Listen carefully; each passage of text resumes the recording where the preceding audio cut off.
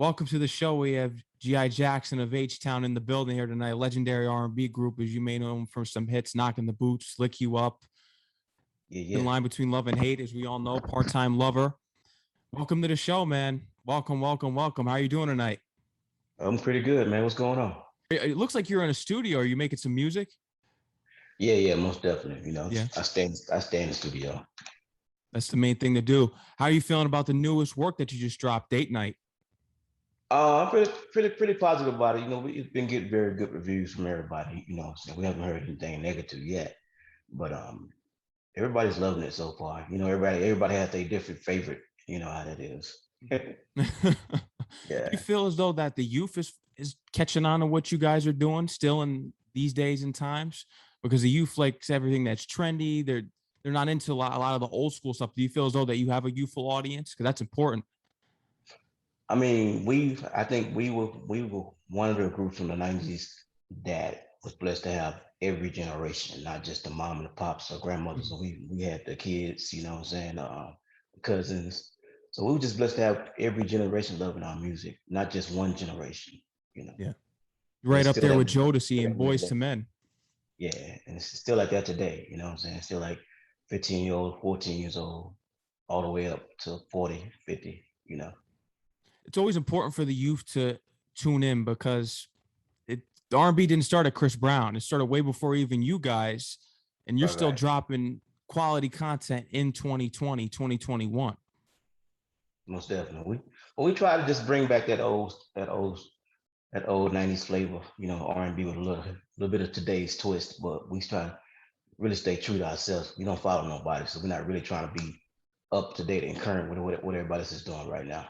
Yeah, R&B. Do you feel as though that R&B is in a bad space? You're keeping it alive by what you're doing because you're a legend, and H-Town's nothing but legends, of course. But do you feel as though that people really have that passion for that true soul that you guys have anymore?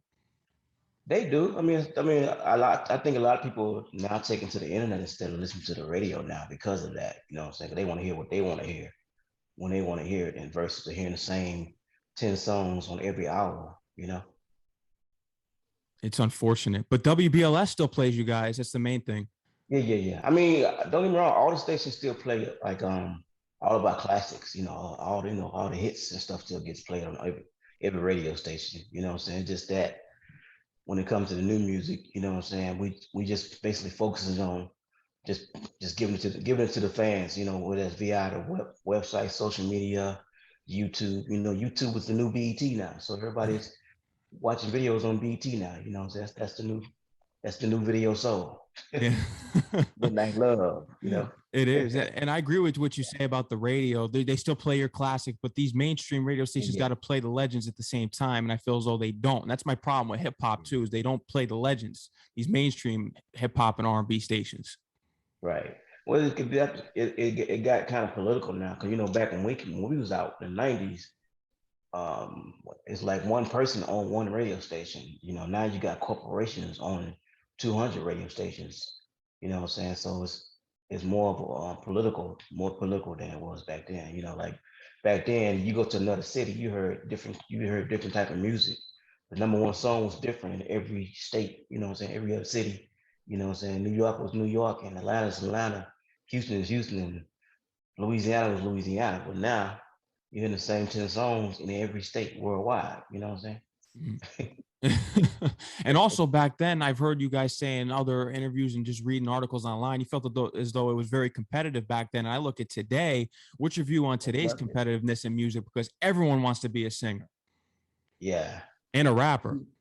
Yeah. I mean, my issue with today is like it's too many people sounding like each other. It's not enough originality that's being played on radio. I can't tell who is Future. You know what I'm saying? It's more than one Future, more than one person with the same sound out there. You know what I'm saying? I agree 100%. It's too oversaturated. There's no individuality. Yeah. No, not enough individuality out there. That's what we came. We came from an era where there was a lot of individuality. When you heard Jodeci, you knew that was Jodeci. You heard H-Town, you know it was H-Town. When you heard Silk or SWV, you know who that was. and we'll get into the legendary 1993 Coca-Cola Festival tour after, because that was an amazing tour for you guys. But in the beginning, you guys started out at a young age, and eventually you were linked up with Luther Campbell of Two Live Crew. But originally, you guys were called the Gents. Yeah. That's before we met Luke. Just trial and error. You know what I'm saying? Back then, back when we was called the Gents. So we had kind of like we haven't developed our voices yet, so we sound like the boys, like the boys or new generation or New Edition when they first came out with Candy Girl, stuff like that. But at the same time, we had our own originality. But before we got with Luke, we had developed our voices, and we know where we wanted to go with it. So we was already singing those sexy songs before we even met Luke. So now walk me through, how were you able to get that audition with Luke? Because that's when he signed you guys, and he wanted Dino to be the lead singer. He loved the uniqueness of his voice, and you guys together were just out of here, and he knew that right away. And I think originally the first song that he did hear, he didn't like right away, but the one that he did like was "Lick You Up." Right. Yeah, but actually, Dino was singing most of the leads before we met Luke. You know what I'm saying? I was like, I wrote a lot, and I wrote a lot for Dino because he had the voice, he had the tone, and I knew that tone is what was going to get us where we need to be. But it was our producer Stick that was lacing down those tracks, and Dino singing the leads, and I'm writing the verses for him. Because we just had that chemistry. But we met Luke through our manager. He wasn't our manager at the time, but he came to us and said, Luke is looking for a singing group, and he made Luke miss his flight so he could come here and sing in the studio. Wow. Rest in peace to Dino as well. My condolences. He's one of the great voices in R&B, as well as you guys are. And being elected in the 2019 R&B Hall of Fame is history. Yeah, that was it's a great feeling. So we didn't see that coming, but it was a blessing, and we're grateful for it, and we're just gonna continue keep the H-Town legacy alive in the memory of our brother Dino. Yeah, that's right. Now, what was the first time when he actually did a song with you guys singing wise? Well, but we've been friends all along, though. We stayed in the same projects, and we always crossed each other's path, hung out and played football in the streets. You know what I'm saying? But I was rapping and they was singing, and then I was DJing, and then I transitioned to singing when I connected with them. You know what I'm saying? Because we had went to the audition, and the guy was looking for a group, but he wasn't looking for a rapper, and he wasn't looking for a duo. So he ended up putting us together, and we ended up staying together, and that's what we called ourselves the Gents. But once we left him, we met our other producers, which is a friend of their family named Stick. His name's Stick. So once we got with him and started making records, and that was it right there. If you think about it, Luke is such a gem because of not only what he did with Two Live Crew, but he was one of the first people to really put a record label together that was independent and add artists to it. Right. Yeah, people don't bring that up. He was the first independent. You know what I'm saying? Like a lot of people don't know. We sold over 16 million records on an independent level, not on a major level. You know what I'm saying? And that's unheard of. You know what I'm saying? Sell 16 million records independently. That check is way bigger than what that major was gonna give us. Yeah.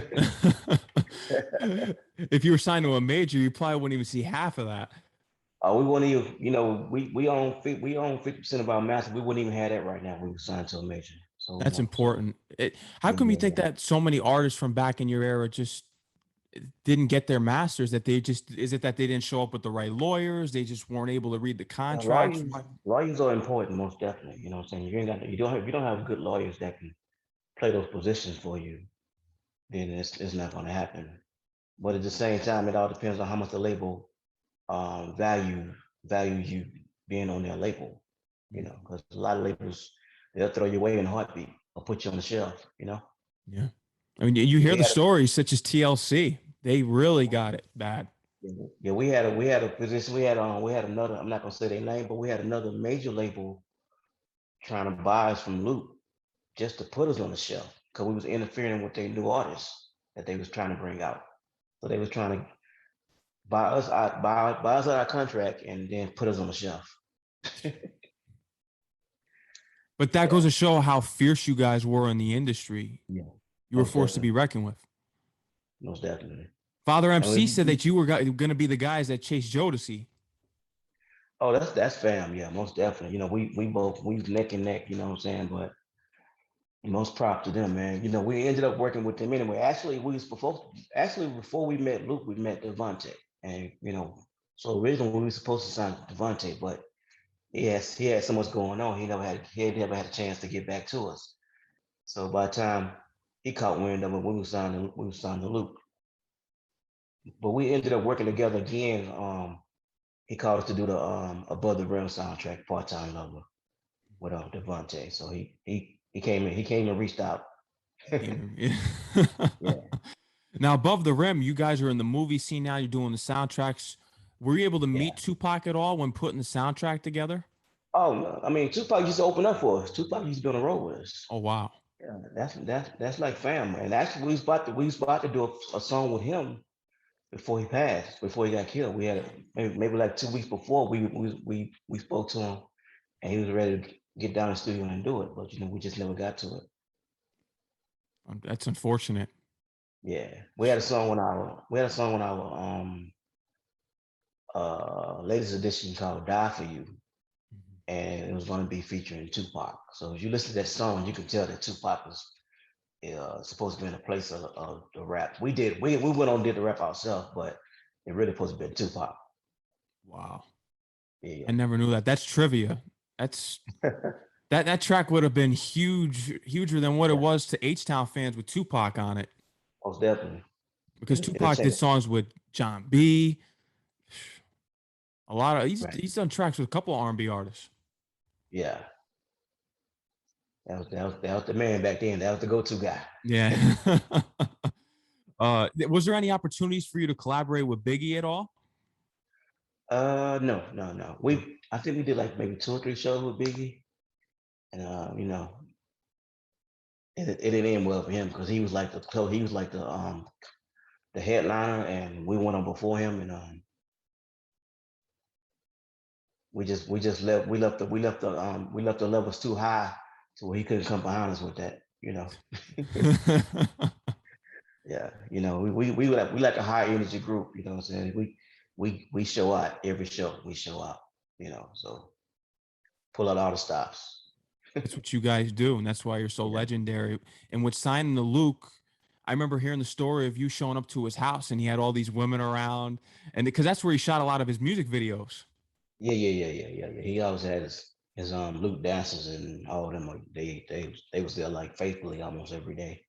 So it was always like a party every night there. It was always like a freaknik. Since you're on sports and hip hop with DJ Mad Max, it was a sex bowl. Yeah, most definitely sex bowl. That was a good one. Yeah. Because I know in the beginning of the song, Dino's the quarterback, and I believe that you're the wide receiver, right? Yeah. And it's Shazam's the running back. Yeah. Yeah. That makes sense though. Yeah, that was me and Stick idea, you know. I mean, that's why people never. I mean, I sung on certain songs, but I didn't care to do lead because I was like, I'm writing the songs for the person that need to be singing these songs. So you know, so I write and just pass it along. Like it remind me of the Five Heartbeats when the dude was passing the little notes to his sister, and she was singing what she was reading off the paper. You know, that's how it was with Dino. You guys were 16 at the time. You're still in high school. Yeah. Man, how is it in class? Because now everyone, you're walking around school. You guys are superstars. You're going on tour. You got these hit records out. You're signing to Luther Campbell. Knockin da Boots was a huge hit, and it had its own dance, which people know about. Well, Luke. I mean, for a while, we actually had to leave school and just get tutors because people used to start skipping classes to be in our class. They started skipping the lunches to be in our lunches. You know what I'm saying? So it got kind of crazy, you know, being like chased out of your own high school. You know what I'm saying? So yeah, so we had to get tutors at the end of the day. We had to get tutors. So That's how that went. If you looked at your most recent Instagram post, if you want to get into Begging After Dark, the backseat, Tyler the Creator just sampled that on his newest song. Yeah. That's been in the works for a minute, maybe like 6 months. It's just finally coming out. But yeah, shout out to Tyler. You know what I'm saying. That's the first person that's sampled a H-Town song. You know, because Knockin da Boots, that's Zap. That's Zap. That's their sample that we're using Zap for and Knockin da Roger. Boots. Yeah.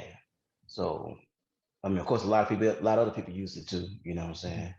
Like Moke and stuff and Tupac. But he's the first to ever sample an original H-Town song. I never knew that. I think And he did it justice. Yeah, it's number one. It's number one. It's number one on the charts right now. So it's doing real good. So he contacted you to use this then. That's Yeah, good. most definitely. Yeah, we have to clear it. Yeah, because a lot of times artists just rip it from the legends and then they end up paying for it later. Again, it's like people who has the control. Like I say, if you were a major, they probably wouldn't have to come to you. They just talk to the person at the major. You know what I'm saying? But we own our own label. You know what I'm saying? H-Town Music. Yeah. And we own our masters. We own 50% of our masters, so they have to come through us. Yeah. You know what I'm saying? And so yeah. What's some piece of advice that you could give to young and up and coming artists in the game if they want to break away from a major and do what you guys did so that you own your masters and you don't have to worry about these major labels scamming artists? I mean, but these days it's kind of easier. You just got to know how to you just got to put a good team together. You know what I'm saying? Just to maximize your presence on social media. You know what I'm saying? That's the main thing. You know what I'm saying? I mean, it's crazy that that's what they look at. It's like before radio stations play your record these days, they looking at how many views you got. You know what I'm saying? How many followers do you have? They base the decisions on that before they base it on how good the song is. So it's pretty crazy now. But like I said, as long as you got a good team, you know what I'm saying, great management and some funds, you know what I'm saying, most definitely gotta have some funds to back what you're trying to do, you know what I'm saying. Good and a great attorney, you know what I'm saying, and you all in. And most definitely being original, bringing something different to the table. Most definitely, you know what I'm saying. There's too many carbon copies out there. Oh yeah, I agree with you on that. Too much auto tune and too much. There's just too much. Everyone needs to. There needs to be some individuality out there. Trust me, I give the flack to these artists that are out here. Who's someone that you feel as though is bringing something new to the table that impresses you in this day and age? It could be from R&B or even hip hop. More strictly R&B because you guys are R&B artists. I like her. Her. She's most definitely brings something different. Ella May. Mm-hmm. You know what I'm saying. Uh, what's the one with feelings? Jasmine Sullivan. Yeah. Sullivan. You know what I'm saying? Most definitely. They bring something different to the table. You know what I'm saying? They bring that real singing back. Putting their own twist on it. Her, she's deep. She's playing all the instruments, and to be as young as she is, and that talented is crazy. Yeah. 100%. Would you consider collaborating with these artists that we just brought up right now that you mentioned? Yeah, most definitely. Yeah. You know what I'm saying? Just gotta get the politics out of the way. Yeah. Oh, and there's a lot of that. There's a lot of that. You know what I'm saying? People want to choose who you do songs with. You know what I'm saying? You shouldn't do songs with them. You need to do song with Chris Brown. He's the man right now. We need to do something with Chris Brown, or you know what I'm saying? So it's like it's all political. You know what I'm saying? It doesn't work for everybody. You know what I'm saying? It's like even if you do get a song with Chris Brown, if it's not a dope track, it's not gonna work anyway. Yeah, and if you don't have the funds to push that song, it's not gonna work, because at the end of the day, you need the funds to push that song. Yeah, you do, and it's just a big number game, as you said before. I don't understand why, when you look at these newer hip hop and R&B artists, that they don't work with more artists such as yourself who are legends, because I feel as though once you got the backing of the legends, you're more solidified. Right. I feel as though I want the legends respect over the new artists 100%. But like you said, you have the people out here that control who you have on your tracks. Yeah. Management and A&Rs, which not too many A&Rs out there now these days. Not too many labels anymore. Not too many labels anymore either. All the labels are merged together, which is crazy. Yeah. You know what I'm saying? So it's all in one big pot. And it's like you signed with a major, you got 6 other companies that's tagged to that label, that one label. You know what Yeah. I'm saying?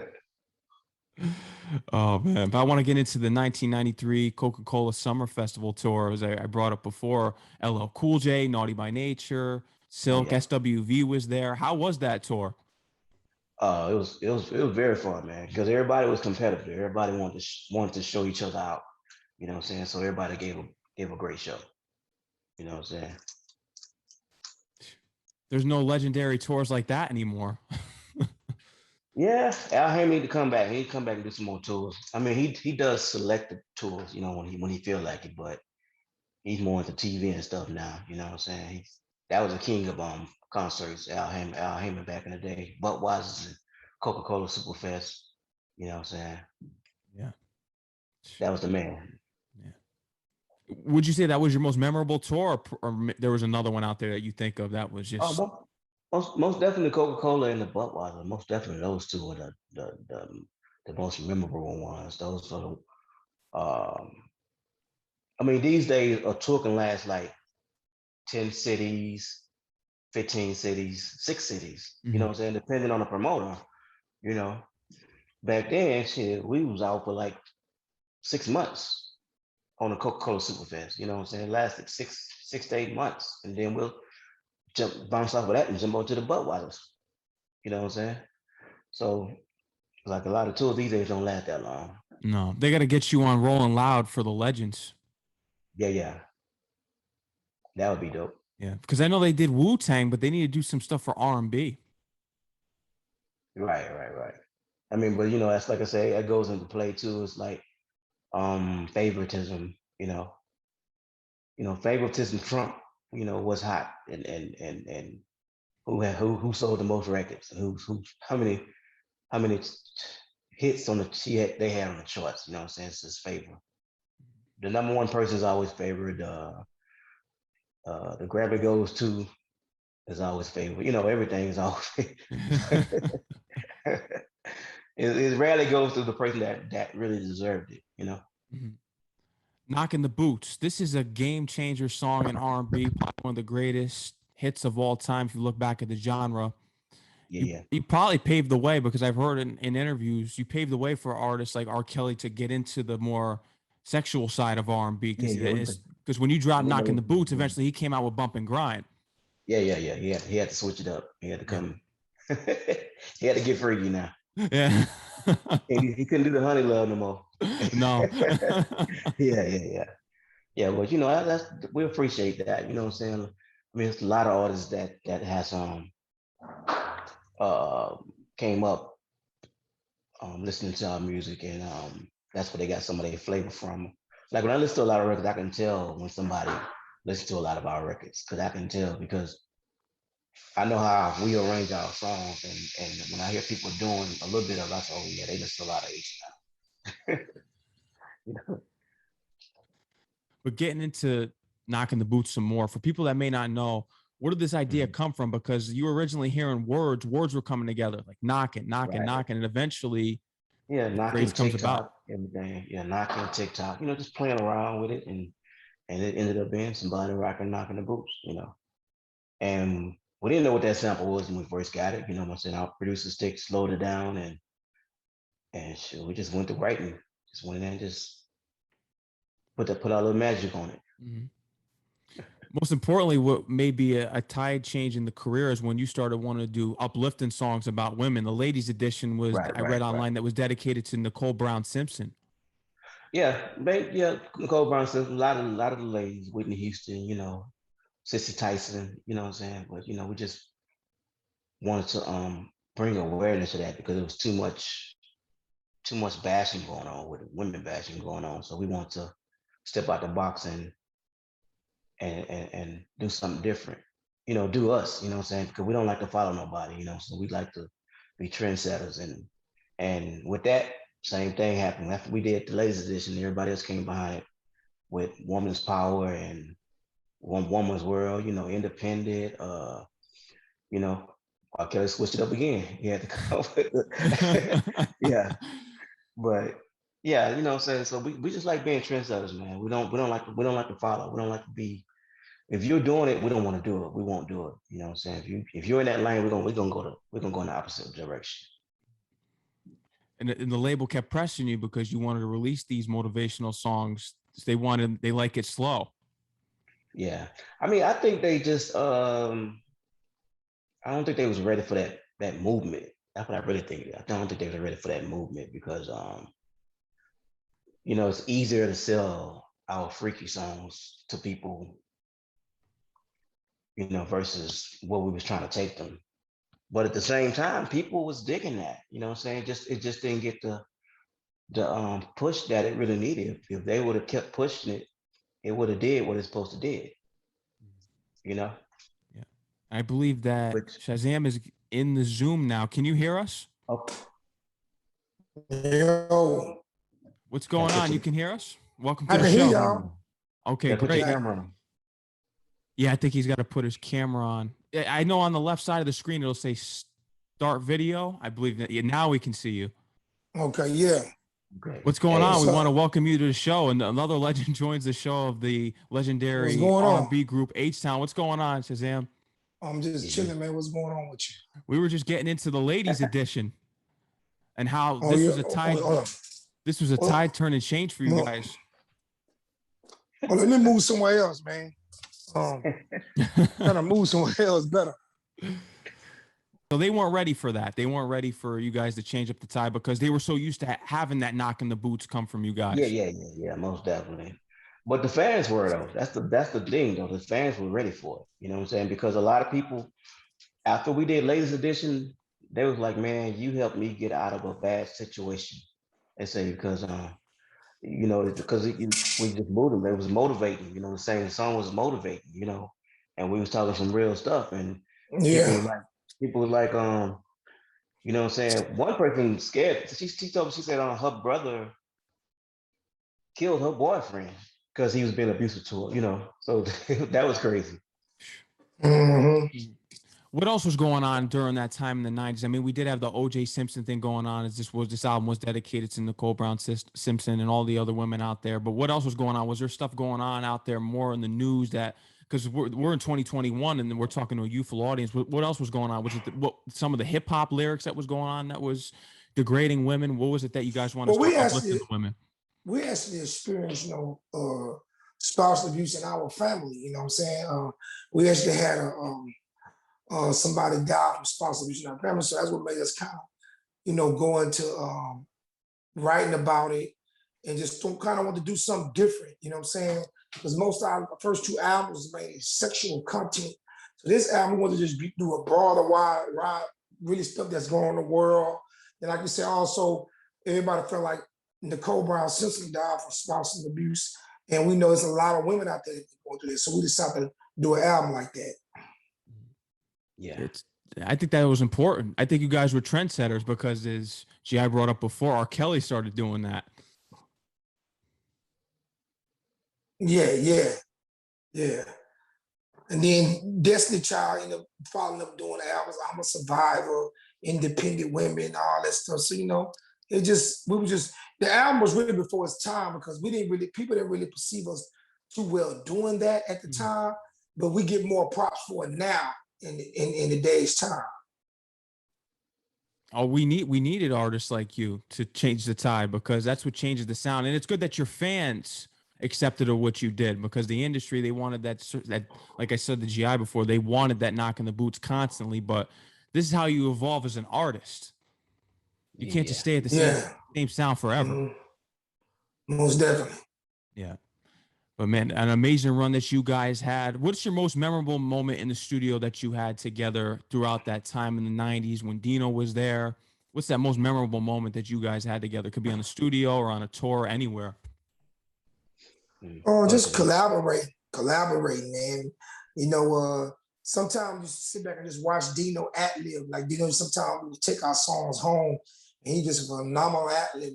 And then just us just kind of working together, creating songs, writing and producing, creating, Yeah. and making the hits that you guys made together. I want your opinion, because I already got GI's opinion on who impresses him in R&B that brings something new to the table that's real soul. Who are some artists that you look to that you feel as though today is bringing that real raw soul to the table? You got LMA, you got her, Mm-hmm. people like that. Today's, I mean, it's a lot of, in my area, I look up to all before me. But I think like LMA, her, I think Chris Brown is, he's kind of new, but he's still, bringing that R&B thing to the thing. It's a couple of new ones. I can't think of their names right now, but I just can't think of who they are. But it's a few of them out there that's doing it. Mm-hmm. Kevin but Ross. Those are the main two for us, the females. Them two females right there already doing it too, Her and LMA are great. If you've heard of this artist called Kevin Ross, he's someone that has those real vocals. I think there's a song. I can't think of that song, bro. I think that's him. Mm-hmm. He got a weird voice, but it's like real distinctive. Mm-hmm. He kind of reminds me of Tevin Campbell a little bit. Okay. A little bit. Yeah. He's got some real R&B soul to his game, and that's important and rare in these day and ages. Is everyone wants to be the same, but I mean, congratulations on the newest work that you have, Date Night. Tell me, what was it like working on this project? And the last release that you guys had, I believe, was it 2015 for Child Support? In 20, I think so. Been a while, man. I think 20. We did a mixtape 2015, but we did like a mixtape. We had some songs of unreleased material, and we did 209 was Child Support. So we really technically haven't put an album out in almost 10 years, The real album we did was Child Support. That was like 2009. Then we did 2015. We did a little mixtape. We really haven't really done anything. So it's like the first album we've done in a long time. How was that video shoot for Super Love? It looked good. Oh, it was great. You know what I'm saying? It was real great. We was like, the thing about it is trying to just make it grown and sexy. And, by us being independent, we kind of control how we want our image to look. Into You is my favorite off of Date Night. Into You. Yeah. That's the one. Yeah, everybody it was so crazy. Some of the songs you think that wouldn't get the attention like that, and they be like, I hear a lot of people saying the Into You song is like one of the, I would have thought they would say First Date, but most of them be on Into You, the H-Town and Cut Close.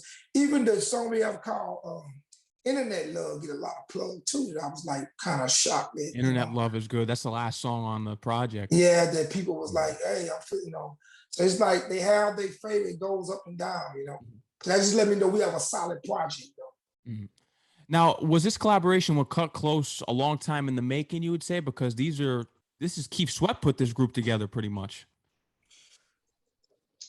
Just basically us touring with them. We did a lot of touring with them and Shy. So we just decided to work with some of the people that we actually built relationships with as friends. And we decided to do records with them. Yeah. And that came out to be a great song as well, and just making Date Night. But you guys are finally back, and I want your opinion. How does it feel to be in the 2019 R&B Hall of Fame?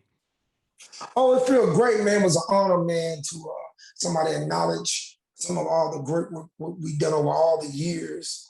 And it just was an honor, you know what I'm saying? So it's like, it kind of let us know everything we did in the music business, it was done in vain, that we finally get props for some of the work that we did for being in the business over 26 years. How do you feel about how things have changed since the past, especially with R&B? Because if you want to bring up internet love, everything's through the internet now. Nothing is organic and out in the open as far as meeting someone and forming a relationship. I think the internet is dangerous. It can be real dangerous sometimes. It can be helpful in promoting your stuff, but it also can be dangerous. A lot of crazy people on the internet, you know what I'm saying? But it's a good tool to kind of just stay business. It's best to kind of just use it as a business tool and stay much less personal as possible. Yeah, I think you're right about that. And speaking about Date Night, has Luther Campbell reached out to you? You guys been in touch? When's the last time you guys have been in touch? Been a while. It's been a while. We haven't while. really talked to him in a while. Probably since, last time I seen him, we was at a show he was hosting. We talked a little bit, but we really hadn't had a lot of interaction with Luke. Yeah, I'm not sure if he's releasing anything new. I haven't heard much news about how he's doing, but but shout out to Luther Campbell, one of the greatest of all time. That he took you guys in. Rest in peace to Dino, as I said, the GI before, and one of the greatest voices in R&B of all time. And something that I do admire that is that you didn't replace him in the group, because I know there's R&B groups out there, when they lose a member, they tend to want to replace the member that passes away. It's unfortunate, but you guys are going down in history. Do you guys have any upcoming tours for date night? I know things with COVID are starting to pick back up a little bit, and then it's either it's coming back or it's going away. No one even knows what's going on out here, but is there an upcoming tour for date night? We have a lot of shows right now. So we just doing, we have a lot of shows. We're just moving, man. Yeah. Just moving. Nice kickback tour, yeah. We actually got a show this Friday coming up in Western Virginia, I think. This Friday coming up. Yeah. This is just a solo performance with you two guys? It was H-Town, we the headline of the show. I think it's other acts on there, local acts, but we more the main attraction. Doing some like a festival, I think it's a school festival or something we're doing, but it's supposed to be it's a lot of people supposed to be out there.